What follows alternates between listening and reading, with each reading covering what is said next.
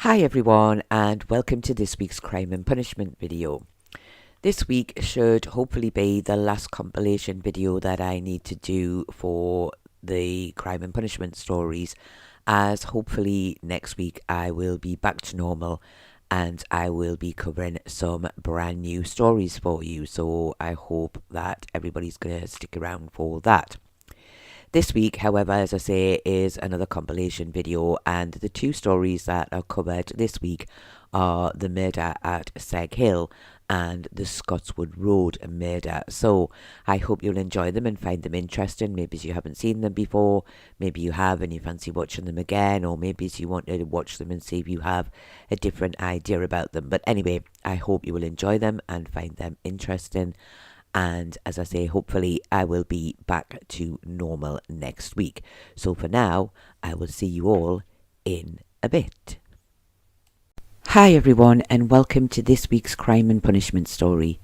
This week I am covering the story of John Kennedy and the murder of Mary Ann Kennedy in Seg Hill in 1903. I hope you will find it interesting. But before we begin, can I just say, if you do enjoy this video, then please give it a thumbs up. And if you're new here or haven't already done so, then do please consider subscribing to the channel to help support the content we create. Thank you. As this will be my last video before New Year, I would also like to wish everyone all the best for 2024. There is very little information about the earlier life of John Kennedy. In 1903, it was said that he was around 21 years old, so he would have been born in around 1882. His parents were John and Frances, and he was one of at least 9 children, and he worked as a miner at Seg Hill Colliery. He was described as being a quiet, sober kind of man. He had been married for less than a year and lived with his wife's parents in Barras Row in Seg Hill. Mary Ann Kennedy, the victim, was 17 at the time of her death in 1903. She was born in around 1886 in Ersden to parents Mary and George, and she had at least one sister and one brother. In 1901, it was said that she was a dressmaking apprentice, and she married John Kennedy in the spring of 1903. She was already pregnant at the time of their marriage, as their daughter was born in around October of 1903. John's wages as a miner was not, in his words, enough to be able to afford a home of their own, so this was why the couple had decided to live with Mary Ann's parents. However, this was perhaps not the best choice for the couple, as far as John was concerned, as he felt that he did not get on well with her parents, more especially her mother, who he felt treated him unfairly, and he had even left their home once or twice, but had always gone back, as he stated he loved his wife and did not want to live without her. On the morning of November the 12th, 1903, in Barras Row, everything seemed to be fine. The couple had not argued in any way, and Mary Ann was doing household chores with her mother, while John was sleeping in the kitchen. He awoke at around 9:30 a.m. and went upstairs. To reach the upstairs rooms of the home required the use of a ladder which was positioned in the kitchen. He came back downstairs a short while later, then asked Mary Ann to go upstairs and fetch him some writing paper, which she did. A few moments later, he asked her to go upstairs again, this time to fetch his razor. Although she could not understand why he could not have got this himself, she still did as he asked. It was at this point that Mary Ann's mother left the kitchen to go to an outside water tap. While outside, she heard the sound of gunshots, which she felt came from her house. She rushed back inside, and finding no one in the kitchen, she climbed up the ladder. On reaching the top, she saw John holding Mary Ann, who was lying on the floor. She spoke to him only to say, "You have shot my bairn." For those who don't know, bairn simply means child, and John replied by telling her to get back down the stairs. She ran to a neighbour's house to raise the alarm. She then heard another gunshot, and then another. It would be the neighbours who were the first to enter the house. A man by the name of James Graham being the first inside, and the sight that met him upstairs greatly upset him. He went in with the parish nurse of Seghill, Blanche Austen, and on looking at the couple, she saw that John was lying over his wife, clutching her left arm.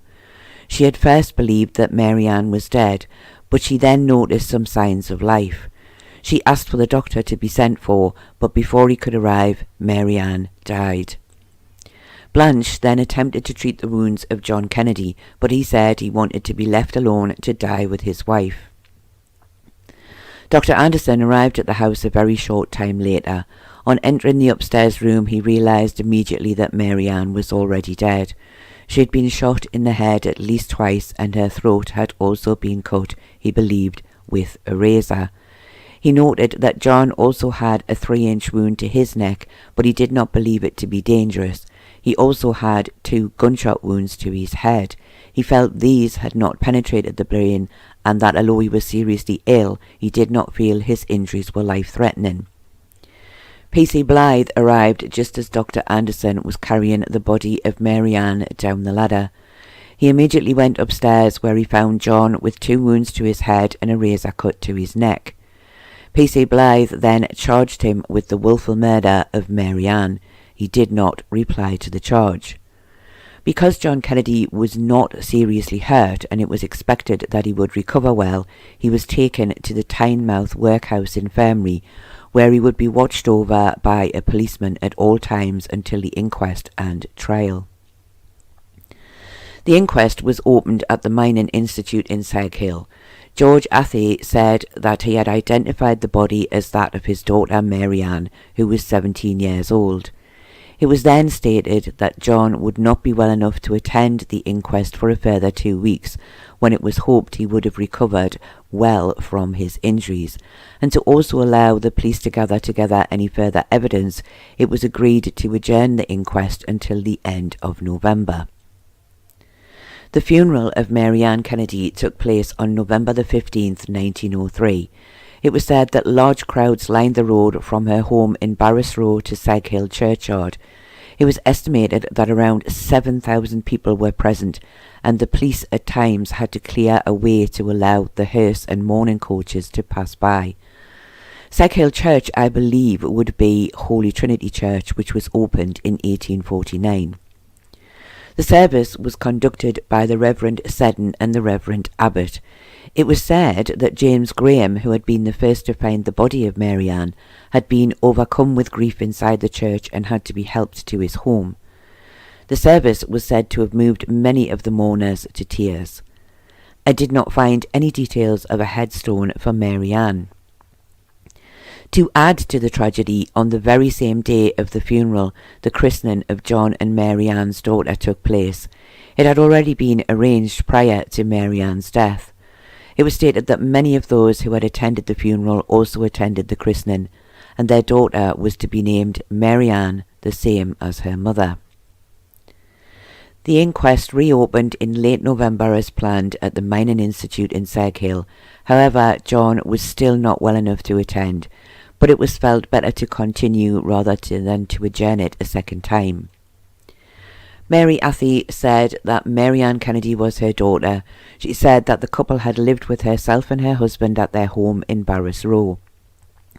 She said that she believed the couple were on good terms. She had seen no arguments between them on the morning of the murder. John had asked Mary Ann to go upstairs for him twice, and she said Mary Ann had asked her why he could not go upstairs himself, and she had told her just to do as he had asked. She had not worried about leaving them in the house together alone, but when she heard the sounds of what she believed to be gunshots, she had ran quickly back to the house, and on seeing the couple lying on the floor upstairs, she had immediately gone for help. When asked, she said that John had been a little sulky that morning, but other than that he appeared to be in his usual good health in her opinion. James Graham said he had been one of the first people in the house. He said he had noticed the blood-stained razor in John's hand. He had asked John what he had done with the revolver, and he told him he had thrown it away. He then told him that he loved his wife. James said he had replied, "How can you say that when you have done such a cruel thing?" But John did not reply to this. Blanche Austin said she was the parish nurse at Seg Hill. She said she had not been called to the house but had been in the area at the time. She had seen a large crowd around the house, and with Mr. Graham she had gone inside and upstairs, where she found both Mary Ann and John lying on the floor. She said Mary Ann had still been alive when she arrived, but had died just a few moments later. She had been the one to send for the doctor. She had asked John what he had done, and he said he had shot himself. She tried to attend to his wounds, but he did not want her to. He said he wanted to die with his wife. She still tried to help him, but he resisted and said to her, "I want to die with her. It's not Mary Ann's fault. I have nothing against her. It is her mother." He then asked Mr. Graham if Mary Ann was dead, and he told him that she was. When the doctor arrived, John told him, "I believe they are going to christen the bairn today, and they are not going to ask my mother. It has been leading to this for a long time." He did not say anything else after this. P.C. Blythe said on arriving at the house he found John with a serious wound to his neck and 2 gunshot wounds to his head. He charged him with the murder of his wife, but John did not speak to him. Dr. Anderson had handed him a revolver and a razor, and on searching the room he found 28 cartridges for the gun in a drawer in a box. He found a large pool of blood by the window and marks on the floor from the gunshots. Later that day, John's mother gave him a letter which had been written by John. The letter had told his father to get some of his possessions from the house and to also collect his pay from the colliery. It had been written on the morning of the murder and had been delivered to his parents' house by Mary Ann's sister. P.C. Blythe went on to say that later that day he spoke again with John Kennedy, and at this point John had told him, "I have my senses now more than when I did it. My wife's mother had nearly driven me wrong in my mind. I have had nothing to eat for 2 days, and I did not know where I was. They have been spiteful to me. They planned the christening and did not want my mother to attend." The following day he made a further statement, this time stating that he had fallen down the stairs a week earlier, and his head had not felt right since. He also said that his mother-in-law made him leave the house many times, but he had always gone back as he could not live without his wife. Dr. Anderson said that he and Dr. Miller had performed the post-mortem on Mary Ann Kennedy. The wound to her neck had been very deep, and death had been due to blood loss from this wound. The bullet wounds to her head had been serious as they had reached the brain, but he did not believe they would have caused death as quickly as the wound to her neck. The jury at the inquest then retired for around 15 minutes before returning a verdict of guilty of willful murder against John Kennedy, and he was committed for trial. Shortly after the inquest, John Kennedy was brought before the magistrates at North Shields. It was stated that since the murder, John had been suffering with signs of insanity and did not seem to be aware of the seriousness of the crime he had been charged with.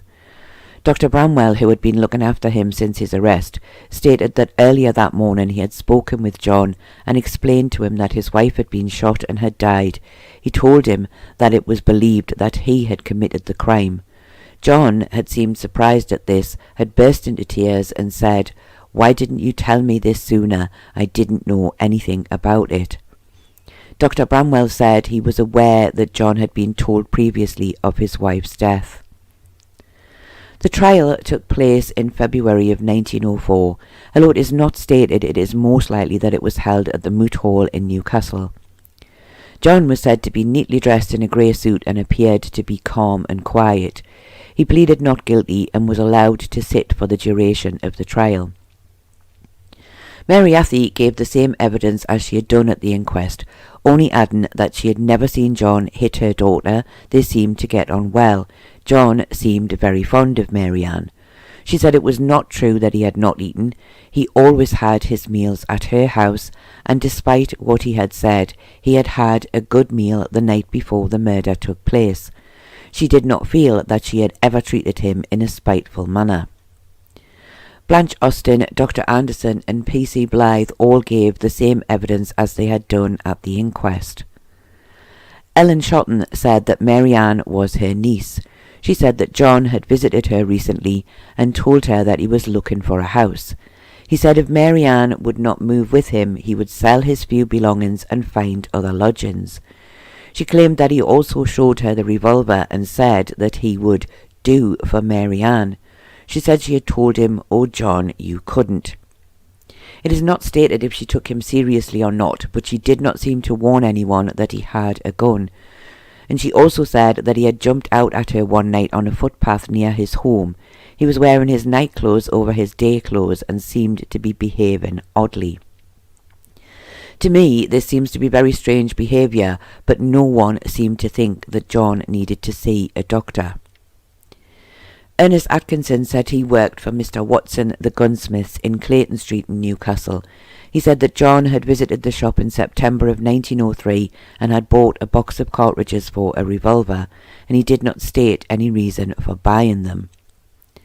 Jacob Mendelsohn of Newcastle said he believed he had sold a revolver similar to the one produced at the trial to a man similar to John Kennedy. However, when asked, he said he could not be sure if the gun was the one he sold, nor could he be sure if John was the man he sold it to. The defence stated his evidence was not worth considering as he clearly did not know anything. The defence then stated that he felt the burden of this case very keenly. It was for him to show the jury that John, when committing this crime, was suffering from a mental derangement, which meant he was not responsible for his actions in the eyes of the law. He would call witnesses who would testify to the state of mind of John Kennedy. John Kennedy Sr. said the prisoner was his son. He said he had at one time been a volunteer at Tynemouth Garrison and was used to using revolvers. He claimed he had noticed a change in his son just 3 weeks after he married Mary Ann. He said he seemed low-spirited and often complained of pains in his head. The night before the murder, John had visited him at his home, and although he had spoken to him at least 3 times to ask how he was, he had not replied. His eyes seemed to be staring out of his head. He had eventually told him that Mary Athy was driving him mad, and he did not know if he was walking on his head or his feet. When asked, he confirmed that there had been insanity in the family. A cousin and his own father's sister had both died in an asylum. He said other members of his family had also spent time in asylums. Jack Kennedy was said to be a relation who had recently been released as cured. The prosecution pointed out that this man claimed to be no relation. However, John Sr. stated that he had been happy to be a relation to his family until John Jr. had killed someone.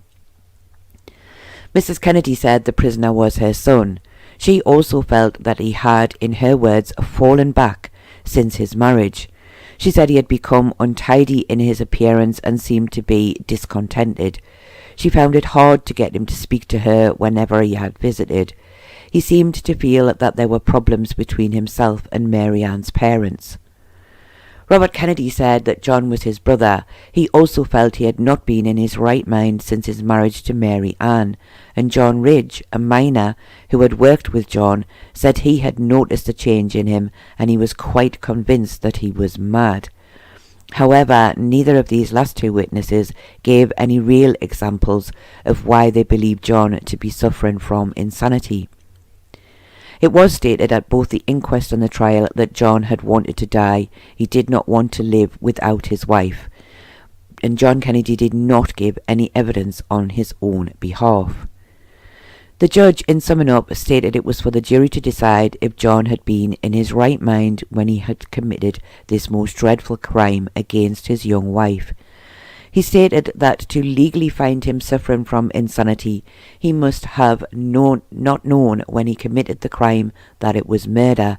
If, however, they felt he did know what he was doing was wrong, then he was guilty of murder.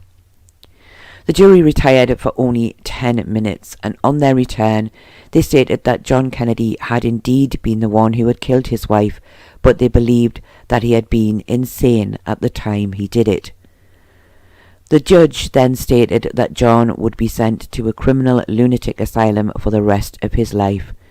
John did not respond to any of this and was removed from the dock. I did not find any details of where John was sent to, but it would be unlikely to be anywhere local to where he lived. John and Mary Ann's daughter could be found in 1911 still living in Barras Row with her grandparents. I did not find any details for her after this. This was a very sad and tragic story. John, it seems, did show some signs of insanity, believing that his mother-in-law was starving him and treating him unkindly. His family had also noticed changes in him, but it seems neither his wife or her mother had noticed anything unusual in his behaviour, nor did they seem to think he needed to see a doctor, and sadly this resulted in him taking the life of his young wife and leaving their poor baby daughter without her mother and father. I do believe the outcome of this trial was the correct one. I don't believe he truly knew what he was doing and did not deserve to be hanged. But what do you think? Do you think the jury got it right, or do you think he should have been hanged? Let me know your thoughts in the comments below. I do hope that you have found this very sad and tragic story interesting, and I do thank you all very much for watching, and I hope to see you all again very soon. Hi everyone, and welcome to this week's Crime and Punishment story. This week I am covering the very strange case of Terence Quinn and the murder of Martin Linsky, which took place in Newcastle upon Tyne in 1863. I hope you will find it interesting. But before we begin, can I just say, if you do enjoy this video, then please give it a thumbs up. And if you are new here or haven't already done so, then do please consider subscribing to the channel to help support the content we create. Thank you. And I would just like to add, as I always do now, that I do record these stories live, so do sometimes make mistakes, which I always try to rectify, so I hope this does not spoil your enjoyment of the video. There is very little information about the early life of Terence Quinn. He was said to be around 33 years old in 1863, so would have been born in around 1830. His parents are unknown, and it was said that he was born in Ireland. At the time the crime was committed, Terence was working as a labourer in Newcastle. Martin Linsky, the victim, was born in around 1840 in Ireland, and his parents are also unknown. In 1861 he was living with his cousin Patrick Long and his wife in Gateshead, and in early 1863 Martin married Bridget Banks, and the couple were living in Sunderland and expecting their first child. Martin began working in Newcastle shortly before his death, and Bridget was expecting to move to Newcastle to live with him very soon. Martin was working as a miner near Scotswood and was living with one of his cousins, Martin Long, in Carr Street. On October the 3rd, 1863, Martin, his cousins and their wives all went to the local pub, the Parker's Arms, for a drink or two together before Martin left for Sunderland by train to visit his wife for the weekend. The evening went quietly and the men did not have much drink between them. On leaving the public house, Martin set off in the direction of the train station, and his cousins Michael and Patrick were going to the station with him. Martin walked a little behind them, smoking his pipe, and his cousins were chatting happily to each other as they wandered down the street. Two men were walking in the opposite direction. One was carrying a parcel of groceries, and they passed Michael and Patrick without issue, but for reasons unknown, Martin decided to knock the parcel out of the man's hands, and this led to the two men fighting.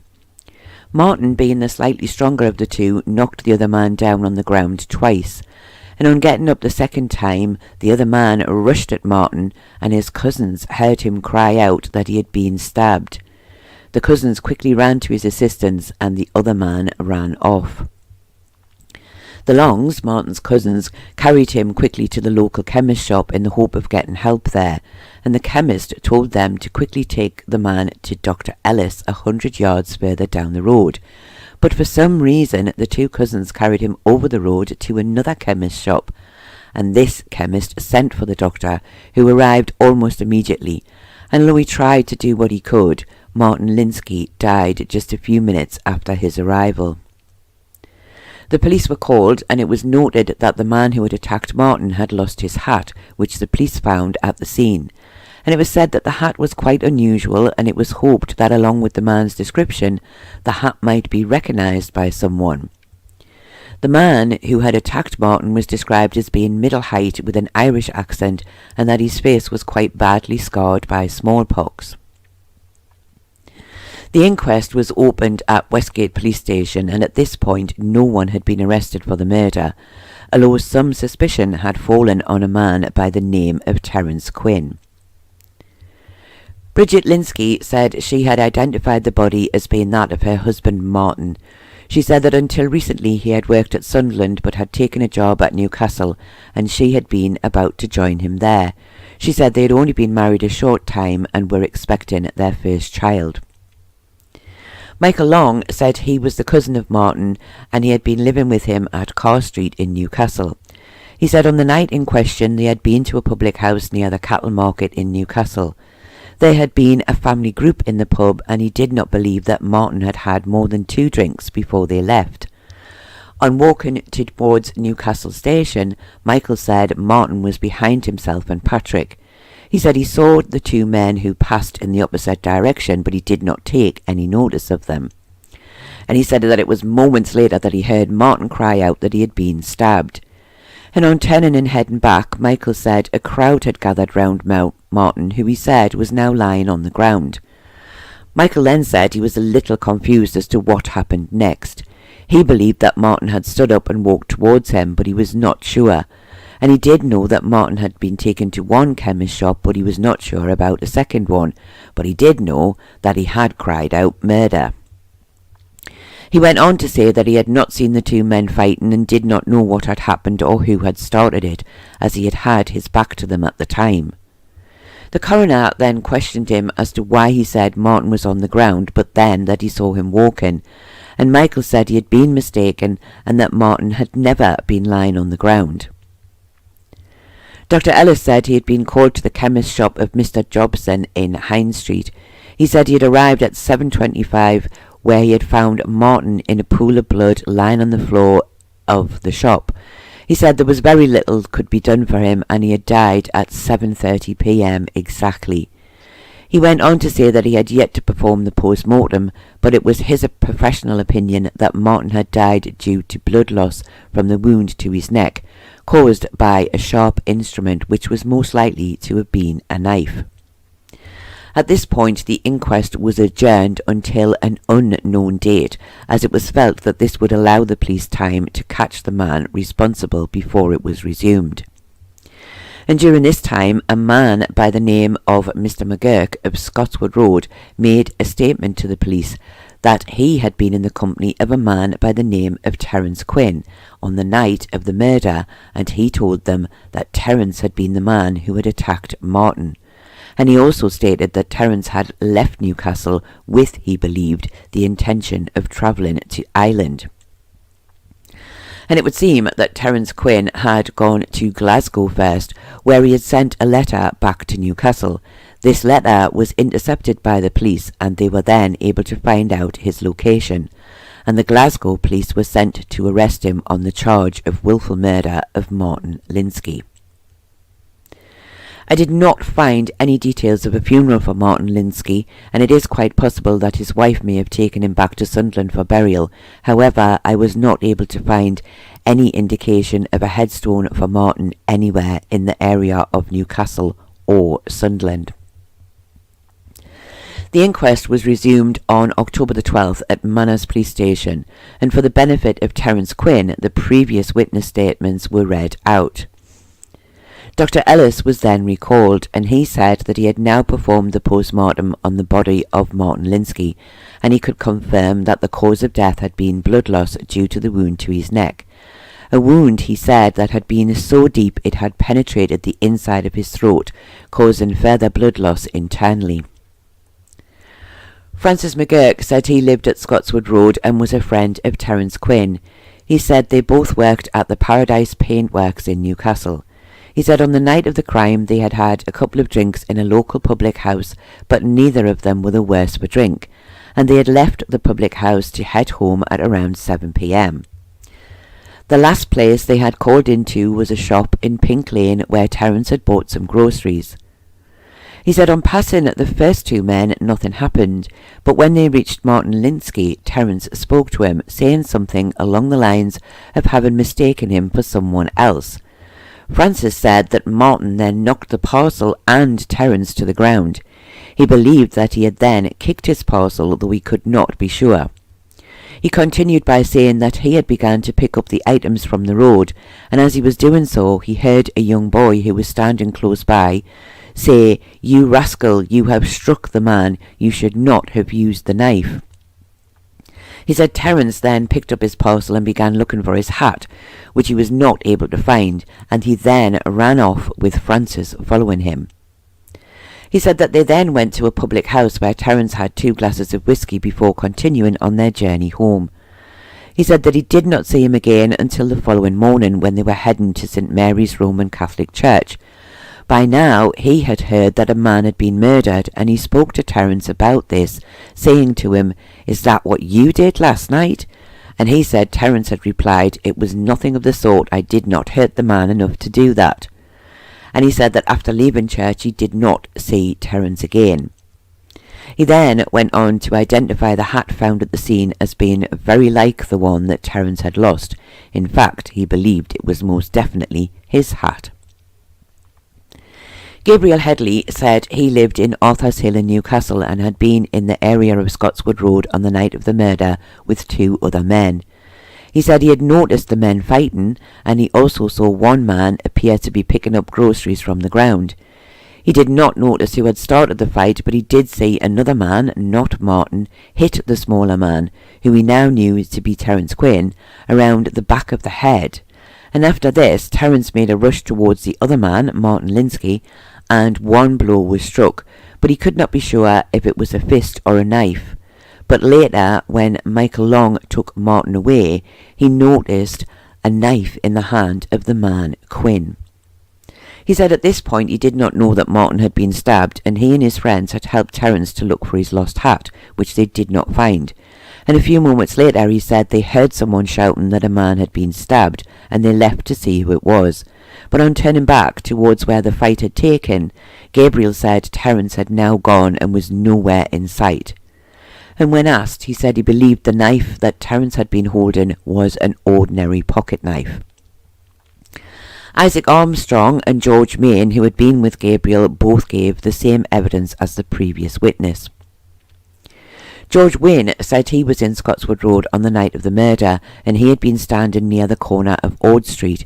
He said he had seen the man Martin Linsky being led away by 2 other men, and shortly after this he had seen 2 different men had passed him. One of those he now knew to be Terence Quinn.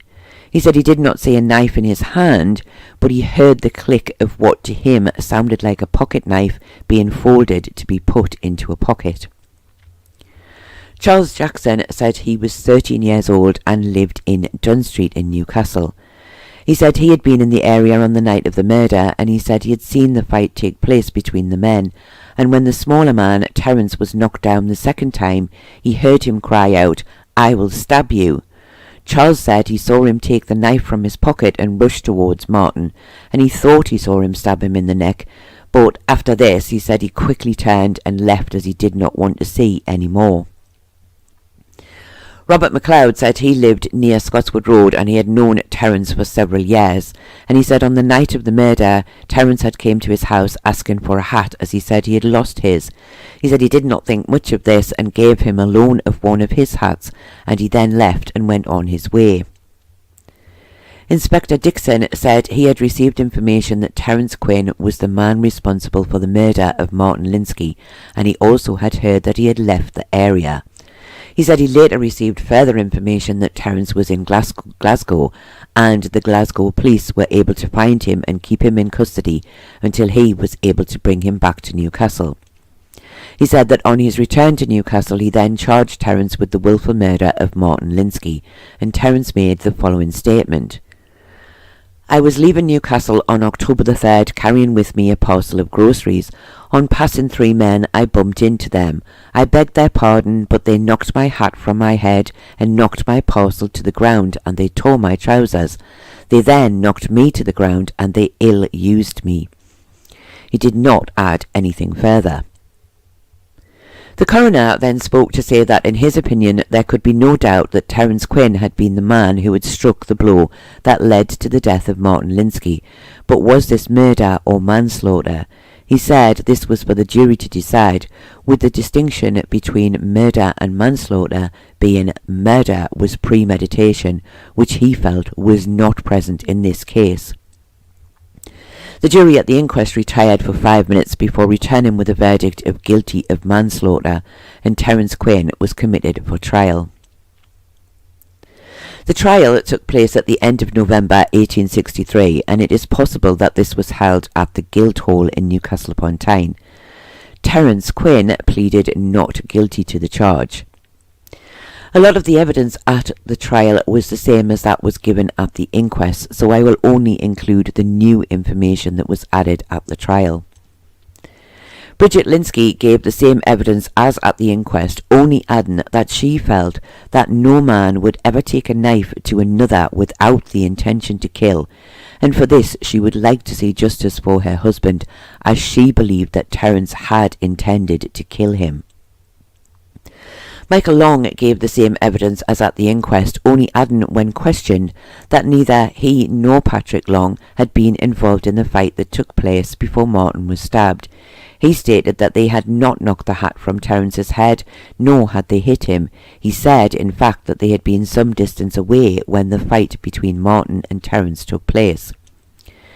Gabriel Headley was also questioned on the same subject, and he said that he had not seen Patrick or Michael strike Terence in any way.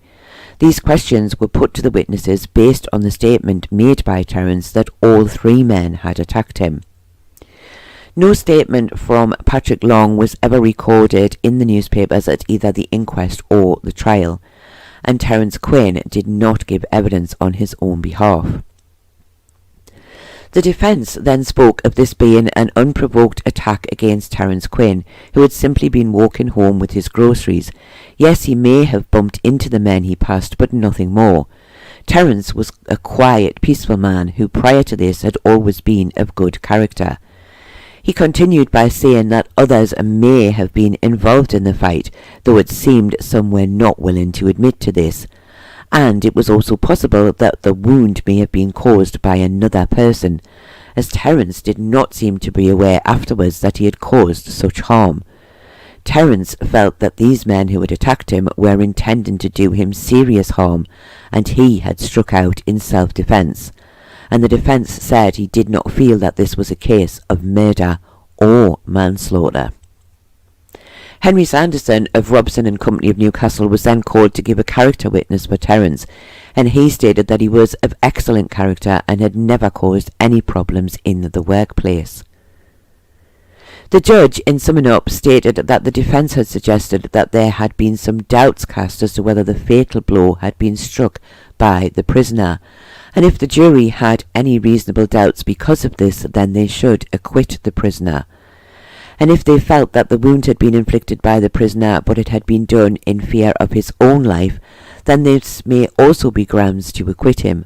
However, if they felt he would not have been justified in believing his life was in danger and had struck the fatal blow, then the jury should find him guilty of manslaughter. The jury did not retire, only speaking amongst themselves for a very short time before returning a verdict of not guilty. The judge then stated that Terence Quinn was a free man and would be discharged immediately. I did not find any further details of Terence Quinn after this, although many options came up in my searches. None could be 100% proven to be the same man. But it is to be hoped that he was never involved in such a case again. I was also sadly unable to find any further details of Martin Linsky's widow Bridget and their unborn child. Each week I say this case has been a strange one, and this is almost always true, and none more so than this week's. Was this really a case of more than one man attacking Terence and for no reason?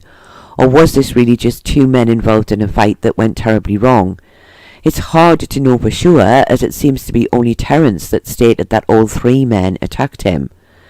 And if it was Terence who struck the fatal blow with the knife, was he justified in doing so as he was in fear of his own life? I have to admit that on that one I agree with Martin's wife. Surely no one would think using a knife would not result in such serious consequences as possibly the death of the other person. Were the jury right to find him not guilty? That is a hard one to answer, as he was clearly at the scene and he was seen with a knife in his hand by witnesses, and he had been fighting with Martin. But did he stab Martin, or was it someone else? I don't actually know what I would have thought if I had been on the jury at the time. But what do you think? Do you think he was guilty of manslaughter, or do you think he was rightly found not guilty? Do you think that more than 2 men were involved in the fight, or was it truly just Martin and Terence? Do please let me know your thoughts in the comments below. I do hope that you have found this sad and tragic story interesting, and I do thank you all very much for watching, and I do hope to see you all again very soon.